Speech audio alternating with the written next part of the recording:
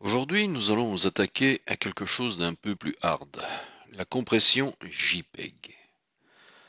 Donc, pour revenir un peu en arrière, en compression destructive, donc qui sont employées en vidéo, vous avez deux grands types. Les compressions intra, dans lesquelles chaque image est compressée indépendamment des autres, donc c'est la famille des JPEG. Et ensuite, vous avez les compressions inter, qui est la famille des MPEG, qui elle se base sur la redondance entre les différentes images. Savoir une chose importante, c'est que vous retrouvez la famille JPEG dans les MPEG, étant donné que les images I de la suite du GOP MPEG est compressée en intra. Donc on va un peu voir comment fonctionne la compression JPEG.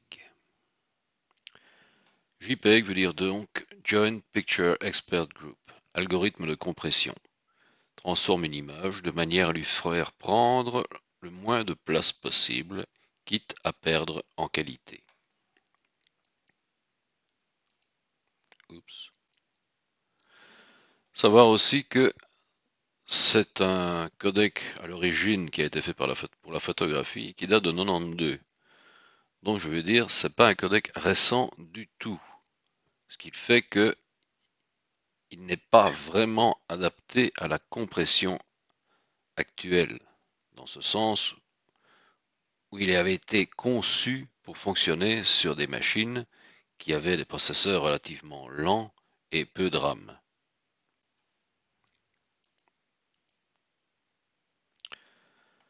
Un exemple de compression, donc le même genre que je vous ai déjà montré, mais cette fois j'ai mis des chats, il paraît que tout le monde aime les chats. Donc l'original, compressé JPEG. Vu comme ça, je veux dire, il n'y a pas grand chose qui change. Lorsque vous zoomez, vous remarquerez que vous avez ici des dégradés très fins qui sont très jolis, du détail à mort, tout ça est parfait. Si vous regardez l'image compressée, ça n'est plus du tout ça. Vous avez dans les dégradés des effets de blocs qui apparaissent, et vous avez dans les détails des artefacts qui apparaissent, qui n'existaient pas à l'origine. Donc encore une fois, la compression que vous allez utiliser, le taux de compression que vous allez utiliser, dépendra surtout de l'utilisation finale. Donc c'est une compression avec perte, mais qui ne sont pas forcément visibles pour l'œil humain. Tout dépend du taux de compression que vous allez mettre. Quantifie l'image sur 8 bits, soit sur 256 valeurs différentes. Ton de compression de 1 à 50.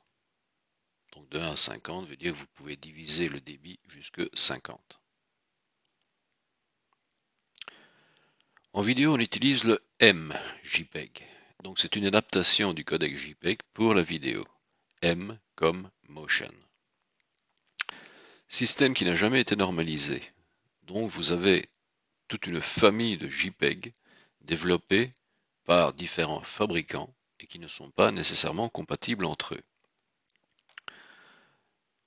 Un système vidéo, le DV, qui utilisait un MJPEG, mais dont l'algorithme avait été normalisé. Ce qui veut dire que DV était le premier format vidéo digital qui était compatible entre les différents constructeurs.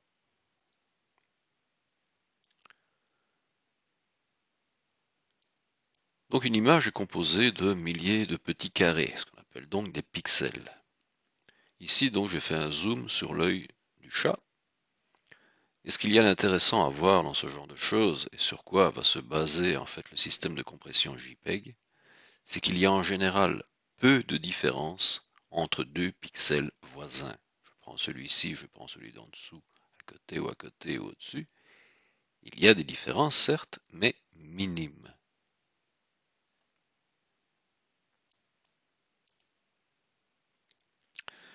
Pas perdre de vue, je vous l'ai déjà dit quand on a fait la numérisation, mais on travaille toujours en composants numériques, Y, R-Y, B-Y.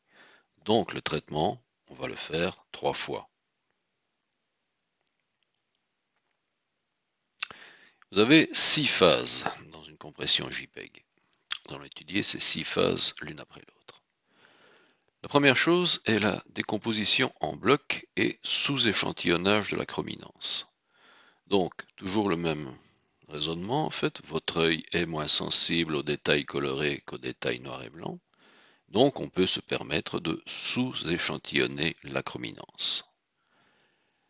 Et la première étape consiste à découper l'image en macroblocs de 8 pixels sur 8. Donc, si je prends une image, je zoome dans l'image, et ma compression se fera en macroblocs de 8 sur 8. Donc ici, je l'ai pris un peu n'importe quoi. Il est évident qu'on commence par les 8 premiers, les 8 suivants, les 8 suivants, et ainsi de suite. Donc ça veut dire que la compression JPEG ne fonctionne que sur des macroblocs. En aucun cas, on ne tient compte de la redondance entre les différents macroblocs. On prend un macrobloc de 8 pixels sur 8 pixels, on le compresse, et ensuite on passe au macrobloc suivant de 8 pixels sur 8 pixels.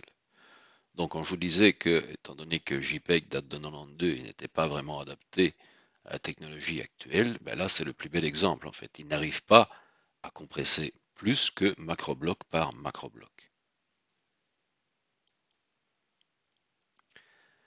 On va donc représenter une image en utilisant trois tableaux, un par composante, Y, B-Y, R-Y. Donc vous avez des valeurs qui vont de 0 à 255 pour chaque, après échantillonnage et quantification. Vous vous retrouvez donc avec trois tableaux qui vous donnent les valeurs des pixels dans les trois composantes.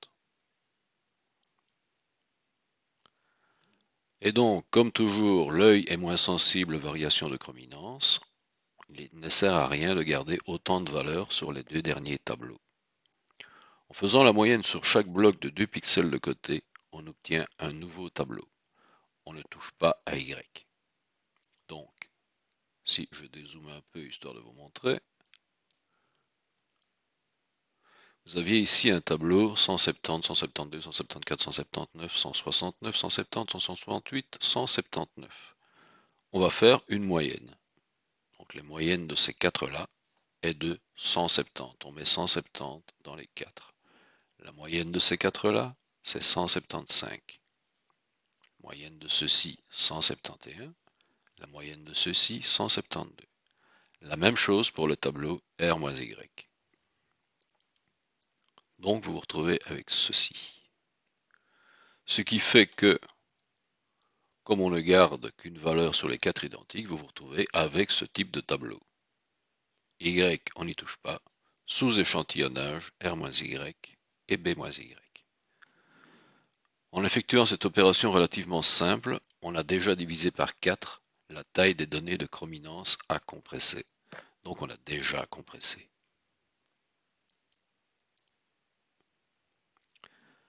Phase 2, plus compliquée. C'est ce qu'on appelle la transformer en cosinus discret, la DCT. Appliquer une DCT à un macrobloc revient à les faire passer du domaine temporel au domaine fréquentiel. Dans le domaine temporel, les valeurs sont décrites les unes à la suite des autres, c'est l'état initial du signal. Donc dans le domaine temporel, si votre pixel qui se situe là était rouge, rouge, non, on va prendre une luminance, on va dire qu'il est à 200, le suivant à 201, le suivant à 202 et ainsi de suite, ou 209, j'en sais rien, eh bien c'est la façon dont ils vont s'afficher sur l'écran. C'est donc le domaine temporel. Dans le domaine fréquentiel, le signal est décrit par son spectre, par ses composantes spatiales, représente tous les motifs géométriques qu'il est possible de représenter avec un bloc de 64 valeurs. 64 valeurs, c'est 8 sur 8, c'est un macrobloc. Donc ici, nous passons au domaine fréquentiel. La DCT vous fait passer ce macrobloc qui était en temporel vers le fréquentiel. C'est-à-dire que ce qui va nous intéresser à partir de là n'est pas la valeur en binaire du pixel, c'est la différence que ce pixel peut avoir avec ses voisins directs. Totalement différent. Petite explication sur le cosinus discret. Donc, un cosinus, je suppose que tout le monde savait à quoi ça ressemblait. Discret fait référence à la discontinuité du signal. Ce n'est pas un signal périodique tel qu'il serait ici. C'est un signal discontinu. Donc si on veut essayer d'approcher un signal binaire tel qu'il est là, en utilisant des cosinus, on va faire ceci. Donc vous avez une première oscillation cosinus qui se trouve là, vous en avez une deuxième de plus haute fréquence et de plus petite amplitude qui est ici. En les mélangeant, on peut approcher à peu près le signal binaire. Si on rajoute encore d'autres cosinus, on va dire 8, qui oscillent de plus en plus rapidement, on approche de plus en plus le signal carré. Vous avez donc ici 8 cosinus de fréquences et d'amplitudes différentes. En fait, pour l'approcher parfaitement, il en faudrait une infinité.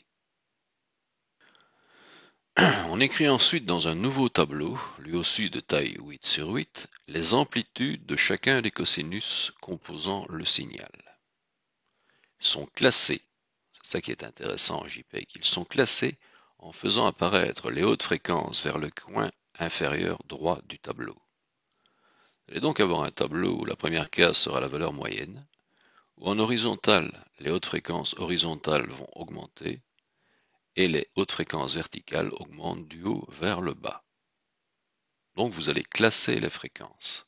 Vous allez classer les différences qui peuvent exister entre les différents pixels.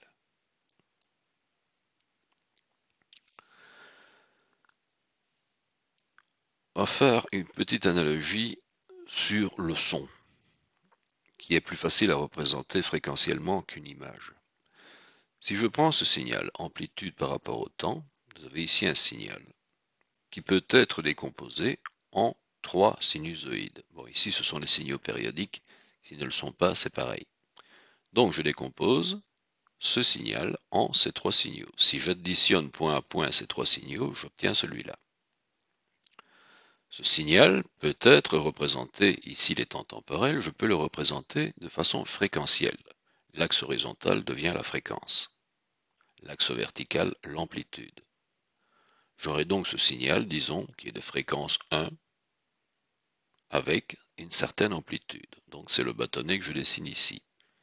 C'est la représentation fréquentielle. Ce signal étant périodique, il a une seule fréquence, qui se trouve ici. Je peux représenter celui-ci, qui est de fréquence plus élevée et d'amplitude plus élevée, par ceci. J'ai une fréquence qui est là, amplitude plus élevée. Et ce troisième, qui est de fréquence encore plus élevée mais d'amplitude plus petite, de cette façon. Ce qui veut dire que ce signal, qui était la somme de ces trois-là, peut être représenté fréquentiellement comme ceci. 3 fréquences de certaine amplitude qui donnent ce signal version temporelle, ce signal version fréquentielle. Et ce que j'ai ici, c'est la même chose, mais pour une image. Pour une image, je n'ai pas simplement une fréquence sur une barre horizontale, mais j'ai une fréquence qui est ici, qui est la fréquence verticale, et la fréquence qui est là, qui est la fréquence horizontale. Donc si je mettais ce schéma à plat, je ne verrais pas cette surface, je ne verrais que cette ligne, et je verrais exactement les bâtonnets tels qu'ils sont là. En le mettant en représentation 3D, vous obtenez la même chose. Ces petits bâtonnets sont équivalents à ceci.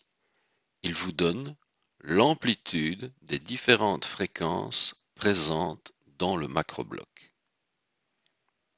Et elles sont classées basse fréquence ici vers les hautes fréquences ici. Basse fréquence horizontale, haute fréquence horizontale, basse fréquence verticale, haute fréquence verticale. Et ici, vous avez la moyenne des deux. On remarque directement ici que les fréquences, les basses fréquences, sont beaucoup plus représentées, autrement dit leurs bâtonnets sont plus grands. Les basses fréquences sont beaucoup plus représentées que les hautes fréquences. C'est le cas dans la plupart des images. C'est là-dessus que se base JPEG en fait. Comme je le disais précédemment, quand on a zoomé sur l'œil du chat, c'est qu'il y a en général peu de différence entre un pixel et ses voisins. Une différence franche serait une haute fréquence. Une différence faible est une basse fréquence. Et donc on se retrouve en général dans le domaine des hautes fréquences avec peu de valeur.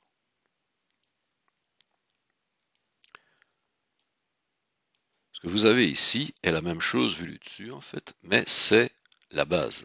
C'est à ceci que va se référer l'algorithme. Ceci représente, en partant des basses fréquences jusqu'aux plus hautes fréquences, tous les motifs qu'il est possible de représenter avec un macrobloc de 8 pixels sur 8. Donc dans ce cas-ci, ils sont tous les mêmes. Dans ce cas-ci, ils sont tous différents. Donc vous avez les hautes fréquences et vous avez toutes les basses fréquences qui se situent ici. En fait, ceci est la référence donc, et c'est par rapport à ceci que l'on va évaluer combien de fois, par exemple, ce motif est présent dans le macrobloc analysé. On se retrouve à peu près ici, et donc on va avoir une certaine valeur de représentation de ce macrobloc dans le macrobloc analysé. De même que si je prends les plus hautes fréquences, combien de fois ceci est-il présent dans le macrobloc analysé? Il est présent d'une certaine quantité. Oups, on met sa valeur ici. Donc ça veut dire que ceci sera différent pour chaque macrobloc analysé. Si par exemple votre macrobloc est uniforme, je prends par exemple un macrobloc ici dans l'image, eh bien je vais avoir 8 pixels sur 8 pixels, tous blancs. Et donc je vais avoir juste une forte représentation de ceci qui va se trouver dans le coin, et rien ailleurs. Dans le cas opposé extrême, où tous mes pixels seraient différents, très différents les uns par rapport aux autres, je me retrouve ici. J'aurai donc ici une valeur importante et rien ailleurs. Ce sont des cas extrêmes qui n'arrivent jamais. Donc chaque bloc sera converti en fréquence par la DCT. L'encodeur ne sait pas à l'avance quelles fréquences sont présentes dans le bloc. Il doit donc couvrir toutes les fréquences possibles avec un bloc de 64 pixels. Ceci est tout ce qui est possible.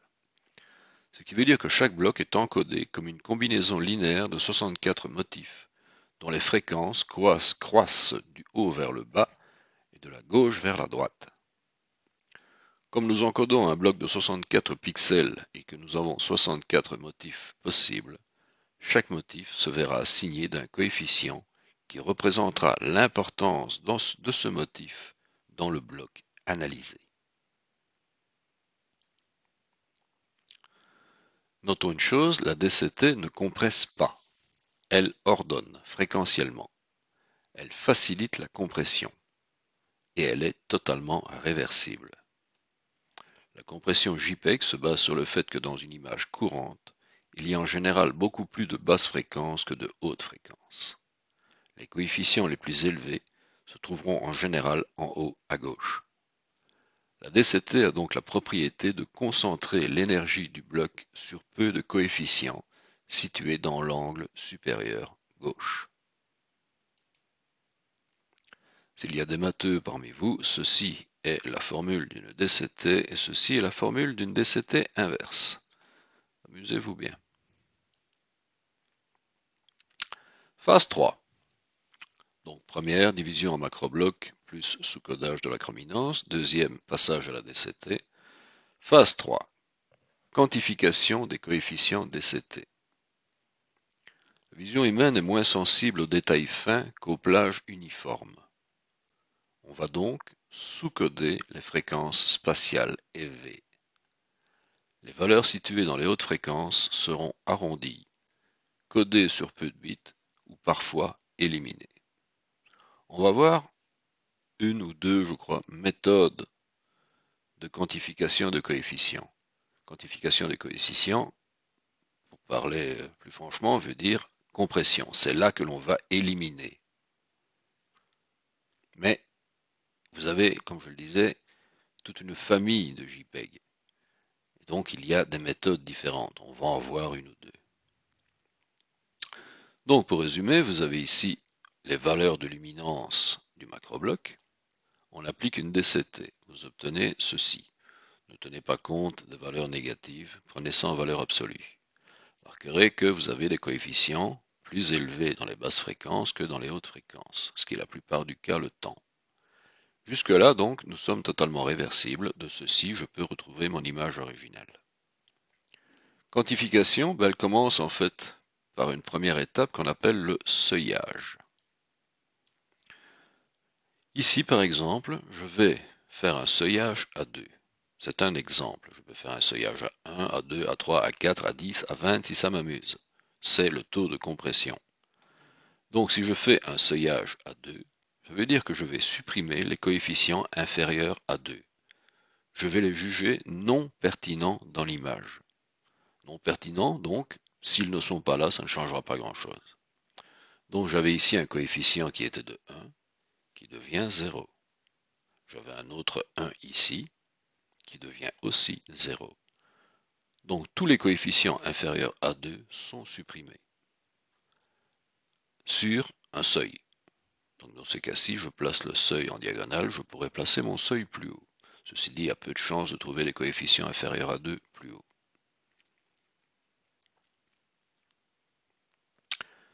Deuxième étape, quantification. Ici, je fais une quantification d'échelle 3. Quantification d'échelle 3 sur l'entièreté du macrobloc veut dire que les valeurs que j'ai trouvées après DCT sont arrondies à des multiples de 3. Encore une fois, c'est un exemple. Je peux faire une quantification à 3, à 4, à 10, à 20. Plus, évidemment, je vais prendre un coefficient élevé, plus, en fait, mes valeurs vont changer par rapport à l'original. Donc, toujours intéressant de prendre des multiples relativement faibles. Ce qui fait que mon 72 reste 72, mon 30 reste 30, mon 9 reste 9, mon 2 devient 3. Le 20 devient 21, le 6 reste, le 4 devient 3. En fait, l'air comme ça n'a l'air de pas grand-chose, mais en fait, le but de ceci va être d'avoir des suites de coefficients de même valeur. On s'en servira par la suite.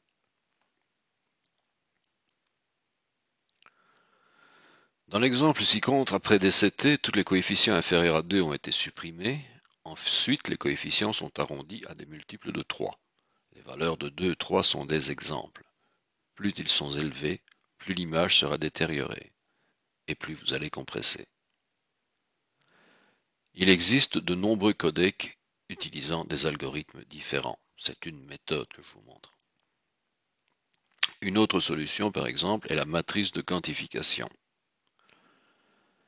Vous avez toute une série de matrices qui existent dans l'algorithme, et suivant le taux de compression que vous voulez appliquer, vous divisez par une matrice ou par une autre. Donc chaque amplitude est divisée par le nombre correspondant dans ce tableau. Donc la première case en haut sera divisée par celle-là, la dernière case en bas sera divisée par celle-là. Encore une fois, comme on le voit, on va plus sabrer dans les hautes fréquences que dans les basses fréquences. Donc, chaque amplitude est divisée par le nombre correspondant dans le tableau. Par exemple, la valeur moyenne, celle-ci, sera divisée par 5, alors que l'amplitude de la plus haute fréquence sera divisée par 61. Donc les amplitudes en bas à droite vont être divisées par des coefficients beaucoup plus grands. En arrondissant en l'entier le plus proche, elles seront probablement ramenées à 0. C'est à ce moment que l'on perd en qualité. En effet, pour retrouver l'amplitude du départ, il suffit de multiplier par le coefficient de la matrice de quantification. Sauf pour le 0. Vous pouvez multiplier 0 par tout ce que vous voulez, ça vous fera toujours 0. La valeur sera perdue. Un exemple ici de ce qui est visible et pas ce qu'on peut se permettre de supprimer ou pas. Vous avez donc en horizontale une fréquence grandissante, fréquence basse vers des hautes fréquences. Donc vous apercevez que vous avez ce genre de petites barres de plus en plus rapprochées. Et vous avez du bas vers le haut une diminution du contraste. Bien, vous apercevez que ces hautes fréquences méritent d'être gardées. Par contre, les hautes fréquences qui sont ici, je ne suis pas sûr que vous puissiez voir de fines lignes dedans. Donc on peut se permettre de les supprimer. Phase 4, une phase simple, qui prend le nom savant de balayage en zigzag. La matrice obtenue après quantification est balayée en zigzag, de sorte que le coefficient soit réarrangé sous forme d'un vecteur. On part des basses fréquences vers les hautes fréquences. Donc le but est de remettre toutes ces données qui sont dans le macrobloc les unes après les autres, en partant des basses fréquences et en balayant jusqu'aux hautes fréquences. Donc ceci sera le dernier coefficient.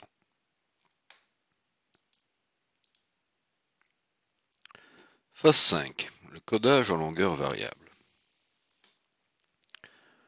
Le vecteur formé, donc les suites de chiffres de coefficients, contient des suites plus ou moins longues de coefficients de valeurs identiques.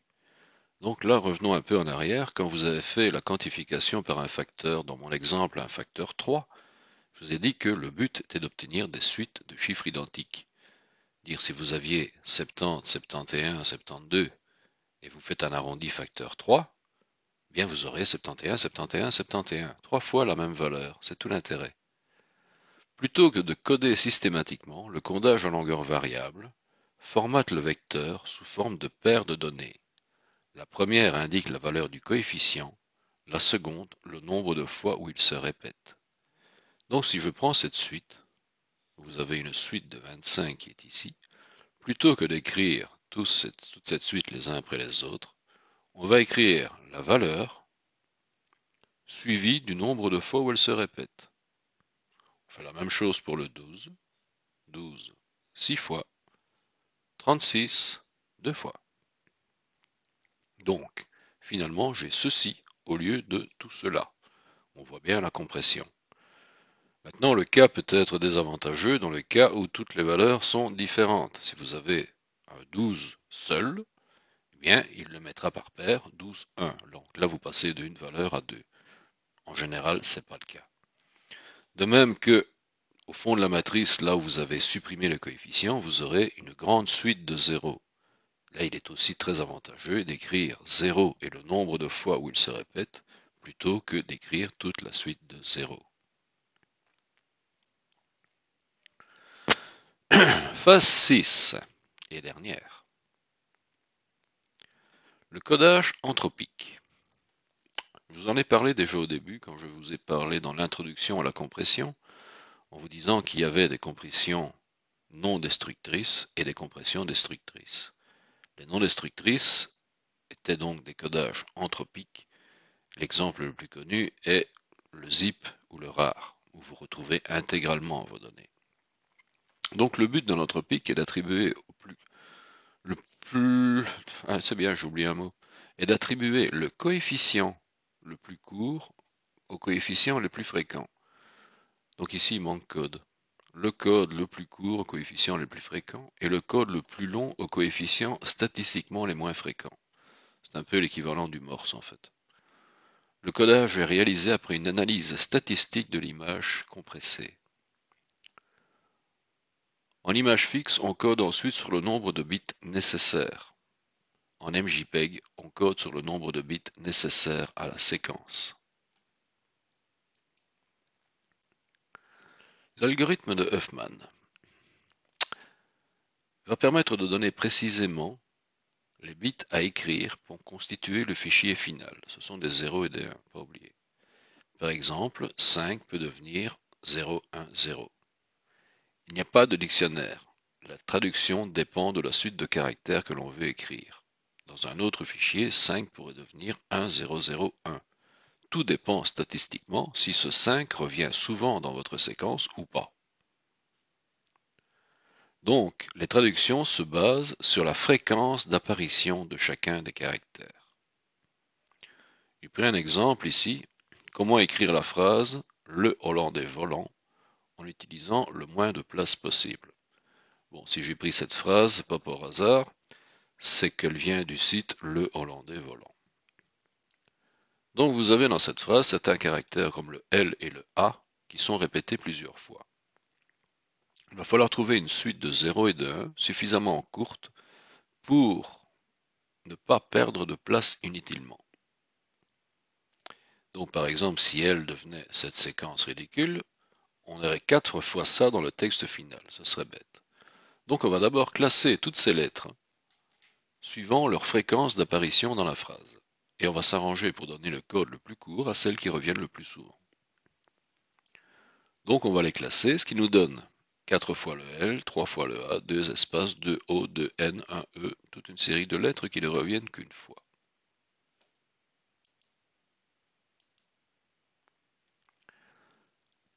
Puis nous allons former un arbre à partir de ces lettres, en commençant par les 2 lettres apparaissant le moins souvent. Par exemple, le E et le H. On dit alors que E et H sont les feuilles de l'arbre et que E plus H est un nœud. E, coefficient 1, H, coefficient 1. Ici, vous avez le nœud E plus H de valeur 2. 1, 1, 2. On attribue la valeur 0 à la première liaison, la valeur 1 à la deuxième liaison. J'aurais pu faire l'inverse. Comme les deux lettres apparaissent une fois, on considère ce couple comme une lettre apparaissant 2 fois. Ici. On se retrouve avec une nouvelle suite, L4, A3, et ainsi de suite, et le E plus H qui maintenant vaut 2. On ajoute un nouveau nœud à l'arbre en prenant 2 lettres parmi celles qui apparaissent le moins souvent. Donc j'avais le E plus H que je viens de faire. Je rajoute D qui vaut 1, I qui vaut 1, S qui vaut 1, V qui vaut 1. Une liaison 0, une liaison 1. À chaque fois, ça vous fait un nœud de 2 lettres.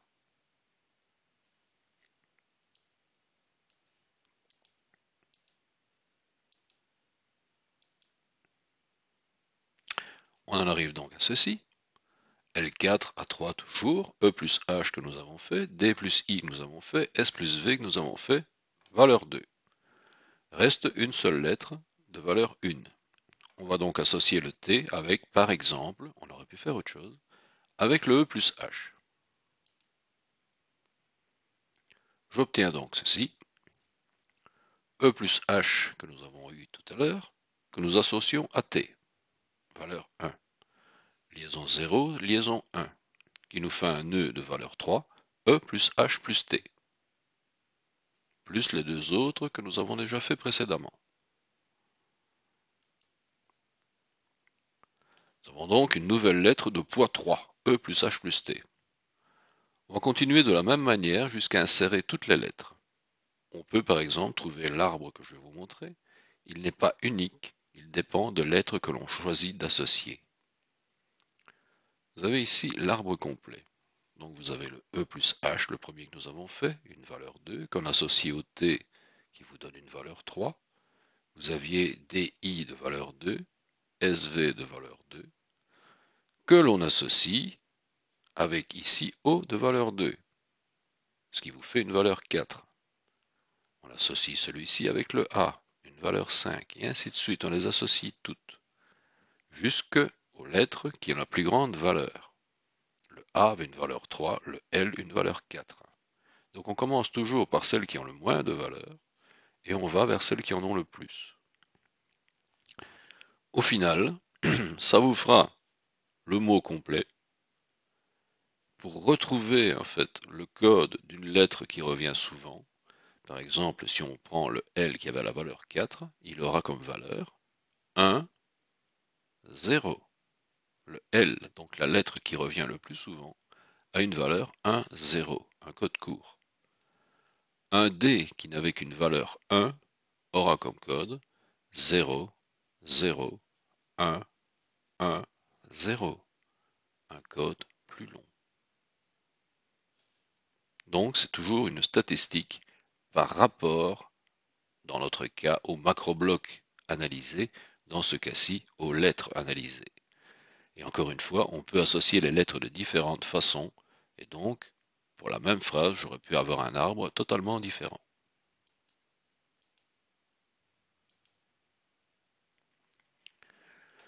Donc il suffit de parcourir l'arbre jusqu'à sa feuille pour en déduire le code correspondant à chaque lettre. Donc c'est ce que je viens de vous faire. Et donc en utilisant ce dictionnaire, la phrase le Hollandais volant va s'écrire de cette façon.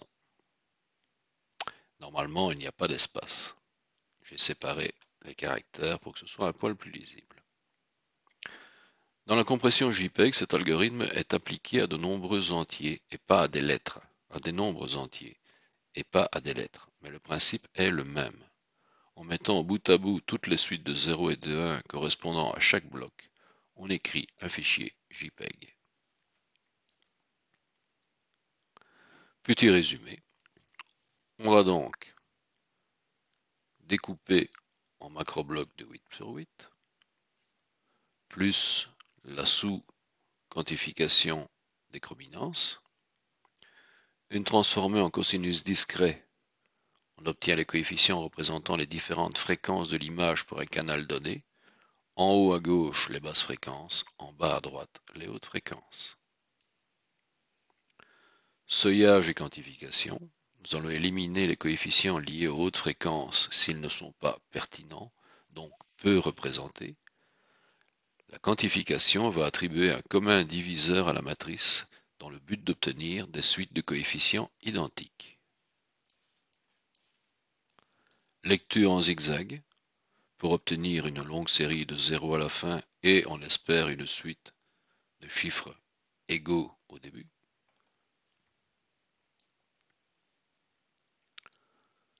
Vers codage en longueur de variable, donne le code de la répétition de pixels identiques en donnant le nombre de répétitions et le pixel à répéter. Donc 25 présent 8 fois s'écrit 25 8. Et ensuite un codage de Huffman, algorithme de compression de données basé sur des probabilités d'apparition. Un code court est attribué aux éléments apparaissant le plus souvent, un code long aux autres.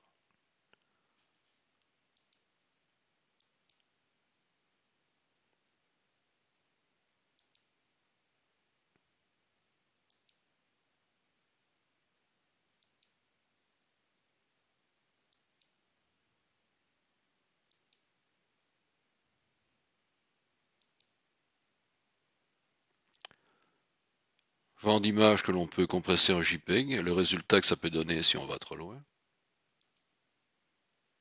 Trop compressé.